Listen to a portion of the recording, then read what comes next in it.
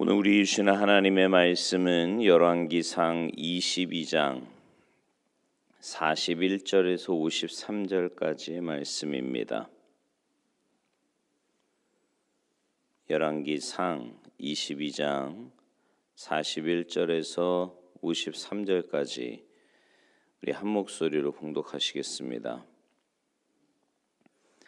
함께 봉독하십니다. 시작. 이스라엘의 아합 왕 제4년에 아사의 아들 여호사밧이 유다의 왕이 되니 여호사밧이 왕이 될 때의 나이가 35세라. 예루살렘에서 25년 동안 다스리니라. 그의 어머니의 이름은 아수바라 실히의 딸이더라. 여호사밧이 그의 아버지 아사의 모든 길로 행하며 돌이키지 아니하고 여호와 앞에서 정직히 행하였으나 산당은 패하지 아니하였으므로 백성이 아직도 산당에서 제사를 드리며 분향하였더라. 여호사밧이 이스라엘의 왕과 더불어 화평하니라. 여호사밧의 남은 사적과 그가 부린 권세와 그가 어떻게 전쟁하였는지는 다 유다 왕 역대지략에 기록되지 아니하였느냐. 그가 그의 아버지 아사의 시대에 남아있던 남색하는 자들을 그 땅에서 쫓아내었더라. 그때 에돔에는 왕이 없고 섭정 왕이 있었더라. 여호사밧이 다시스의 선박을 제조하고 오빌로 금을 구하러 보내려 하였더니 그 배가 에시온게벨에서 파선하였으므로 가지 못하게 되매 아합의 아들 아하시아가 여호사밧에게 이르되 내 종으로 당신의 종과 함께 배에 가게 하라 하나 여호사밧이 허락하지 아니하였더라. 여호사밧이 그의 조상들과 함께 자매 그의 조상 다윗 성에 그의 조상들과 함께 장사되고 그의 아들 여호람이 대신하여 왕이 되니라. 유다의 여호사밧 왕 제17년에 아합의 아들 아하시아가 사마리아에서 이스라엘의 왕이 되어 2년 동안 이스라엘을 다스리니라. 그가 여호와 앞에서 악을 행하여 그의 아버지의 길과 그의 어머니의 길과 이스라엘에게 범죄하게 한 느밧의 아들 여로보암의 길로 행하며 바알을 섬겨 그에게 예비하여 이스라엘의 하나님 여호와를 노하시게 하기를 그의 아버지의 온갖 행위같이 하였더라. 아멘. 할렐루야. 오늘로 열왕기상 말씀을 마치게 되는데요. 이 열왕기상은 단순히 이스라엘 왕들의 업적을 기록하기 위한 책이 아닙니다. 열왕기상은 여러 왕들의 업적이나 나라를 이끌어가는 모습을 기록했을 뿐만 아니라 이스라엘 민족과 보이지 않는 하나님과의 관계, 즉 이스라엘 민족의 흥망성쇠하는 왕들의 신앙과 국민들의 경건함, 불신앙과 우상 숭배에 대한 결과는 분명히 다르다는 것을 보여주는 말씀입니다. 그래서 우리는 이 열왕기상 말씀을 통해서 깊은 영적인 교훈을 얻을 수 있지요. 사람은요, 학습을 통해서 성장을 합니다. 이 학습이라고 하는 게 시행착오, 실수를 통해 지혜를 습득해가며 성장하는 과정을 뜻하는 거예요. 성도들의 삶도 마찬가지입니다. 아기로 태어났다 자라면서 신앙의 학습을 통해 성숙해집니다. 특별히 믿음의 가정에서 자란 자녀들을 보면 부모의 모습을 그대로 배우는 경향을 보게 됩니다. 그만큼 가정의 영적인 가장으로서의 부모의 삶과 사명은 굉장히 중요합니다. 열왕기상의 특징은 거의 대부분의 왕들이 자신들 아버지의 모습을 그대로 답습한다는 겁니다. 때로는 정반대의 모습을 보이는 왕들도 간혹 있었지만 대부분은 아버지의 모습을 따라 통치를 했지요. 오늘 보면 51절 이하에 등장하는 아하시아 왕은요, 2년 동안 이스라엘을 통치했는데 그가 2년 동안 이스라엘을 통치하면서 더욱 악화시킵니다. 그가 부모의 모습을 따라 통치했던 모습이 오늘 본문에 기록되어 있는데요. 가정에서 부모가 잘못하는 모습을 자녀가 그대로 따라한다는 것을 깨닫게 해줍니다. 52절 보세요. 그가 여호와 앞에서 악을 행하여 그의 아버지의 길과 그의 어머니의 길과 이스라엘에게 범죄하게 한 느밧의 아들 여로보암의 길로 행하며 또 53절에 보면 바알을 섬겨 그에게 예배하여 이스라엘의 하나님 여호와를 노하시게 하기를 그의 아버지의 온갖 행위같이 하였더라. 아하시아의 아버지 아합은 우상을 숭배했습니다. 아람과의 전쟁에서 하나님의 도움으로 이겼지만 아봇의 포도원 사건을 통해서 알 수 있듯이 권력과 탐욕을 앞세워서 선한 정치를 하지 못했습니다. 그는 아람 왕의 길랄 라못을 빼앗기 위해서 유다 왕 여호사밧과 동맹을 맺는 일들을 통해 하나님께 징계를 받은 왕이었지요.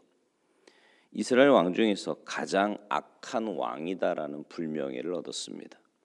그리고 또 이방 여인 이세벨과 결혼해서 우상을 숭배하며 부인의 악을 허락합니다.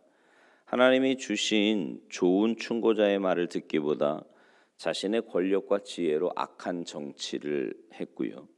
이세벨은 열렬하게 바알을 숭배하는 여인이었고 엘리야를 포함해서 하나님의 선지자들을 죽이려고 대적했습니다.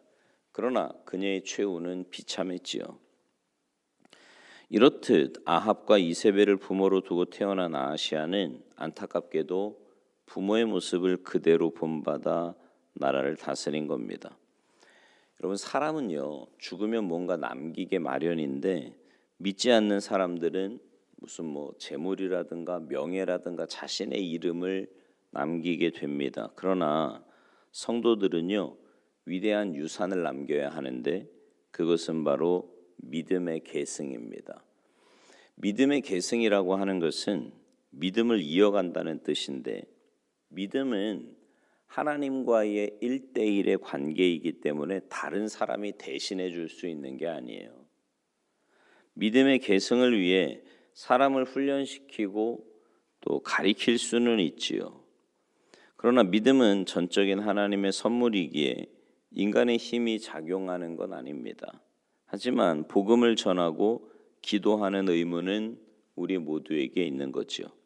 아시아가 부모의 통치했던 모습 그대로 바알을 숭배하고 이스라엘 하나님의 마음을 격동시켰다라는 것은 자녀 교육을 망친 부모의 모습을 그대로 보여주는 겁니다. 부모가 자녀의 신앙 교육을 제대로 시키지 못한 거예요. 안동에 있는 하회마을에 가면 누구누구의 생가 이런 글이 있다고 합니다. 이런 글은 어느 한 사람이 어떤 모습으로 한 시대를 살았는가를 보여주는 현장을 의미하는 거예요. 믿지 않는 사람조차도 잘한 일이 있으면 이름을 내세웁니다. 하물며 예수 그리스도를 믿는 성도들이 죽은 후에 내세울 것이 없다면 정말 부끄러운 일 아니겠습니까? 그러니까 우리는 뭘 남겨야 한다고요? 믿음의 유산을 남겨야 되는 거예요. 아시아를 통해 우리 가정에 믿음의 계승이 필요함을 깨닫게 되기를 바랍니다. 미국에요 매사추세츠 주에 뉴삭톤이라고 하는 작은 도시가 있는데 이 도시는 작은 오두막집 한 채 때문에 유명한 관광 도시가 되었습니다. 이 집 앞에 이렇게 적혀 있어요. 이 집은 미국 역사를 새로 만들어낸 위대한 집입니다. 그리고는 그 집안 출신으로 유명한 사람들의 이름이 열거되어 있고 그 집에는 조나단과 사라가 살았었다 이렇게 기록되어 있습니다. 이 부부는 유명하지도 않고 그냥 보통 사람들이에요. 그들에게는 12명의 자녀들이 있었고 4대, 5대에 걸쳐서 후손들을 거느렸는데 그 가문의 후손들을 쭉 나열해 놓은 거예요. 거기 보면 부통령이 1명, 대학 총장이 13명, 주지사 3명, 시장 3명, 변호사 149명, 판사 검사 48명, 목사 116명, 사업가 75명, 발명가 25명, 교수 66명, 차관급 공무원 81명, 그리고 의사가 68명 이렇게 후손들이 쭉 나열되어 있습니다. 그 집안을 연구해 보니까 이 조나단과 사라는 12명의 자녀들에게 철저하게 하나님을 믿는 신앙을 전수했다는 걸 알았습니다.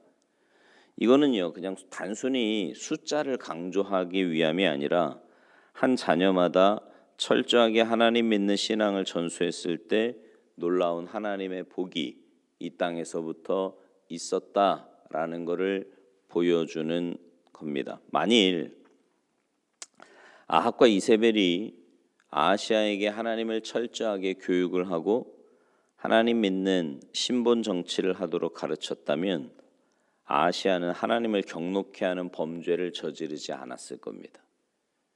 하나님께서 우리에게 자녀를 맡기신 것은요, 부모의 욕심대로 원하는 대로 양육하기 위함이 아닙니다.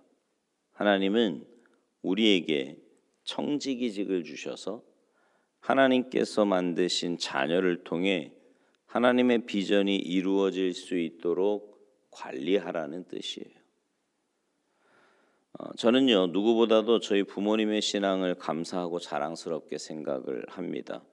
어릴 적 저는 부모님의 기도하는 모습, 또 늘 말씀을 가까이 하고 무슨 일이든지 하나님 앞에 엎드리는 모습을 많이 보며 자랐습니다. 이런 모습은 저에게 좋은 교육이 되었고 또 지금도 감사하게 생각을 해요. 저는 스스로 행복한 목회자라고 부릅니다. 부모님의 신앙을 본받는 일이야말로 이 세상에서 가장 행복한 유산을 받은 일이에요. 하나님의 방식대로 교육되지 않고 자신의 생각대로 먼저 교육하려고 할 때 가슴 아프고 힘든 일이 많이 있습니다. 여러분, 열왕기 상에 나오는 많은 왕들이 그들의 부모의 모습을 보고 통치했다는 것을 우리는 꼭 기억해야 합니다. 여러분이 걸어가는 신앙의 그 길, 그 모습을 여러분은 모를지 모르지만 자녀들은 그 모습을 그대로 보고 자라는 거예요. 여러분이 간 그 길. 우리 한 사람 개인마다의 삶이 굉장히 중요하지요. 우리의 힘으로 자녀들을 양육한다는 건 사실 쉽지 않습니다. 하나님의 전적인 은혜와 십자가의 보혈의 능력과 공로 없이는 불가능한 일입니다. 하나님이 우리의 자녀를 도와주시지 않으면 가능하지 않다는 거지요. 사랑하는 성도 여러분, 하나님께서 계획하시고 부어주시려고 하는 은혜를 위대한 유산으로 남기라는 사명이 우리에게 있음을 꼭 기억하시기 바랍니다.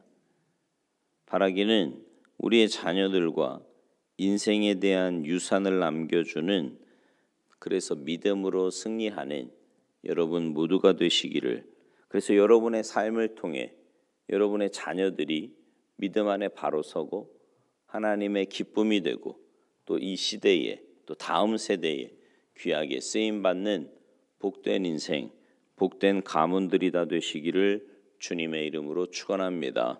기도하시겠습니다. 하나님 감사합니다.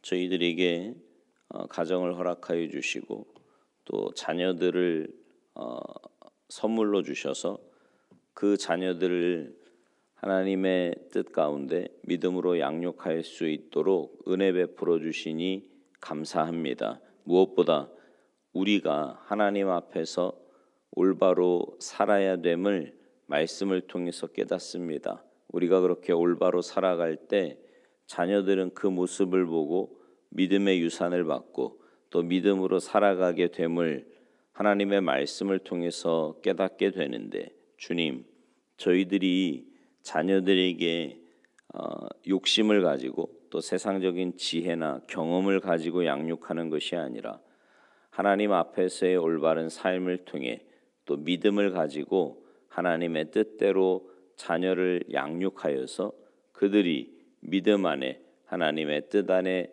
올바로 서게 하시고 하나님 앞에 귀하게 쓰임받는 복된 인생들 다 되도록 은혜 내리어 주시옵소서. 이 새벽에 여러 가지 기도의 제목들을 가지고 안타깝게 부르짖어 기도하는 주님의 백성들의 기도와 간구에 주님 응답하시고 역사하여 주시옵소서. 감사드리며 예수님의 이름으로 축복하며 기도하옵나이다.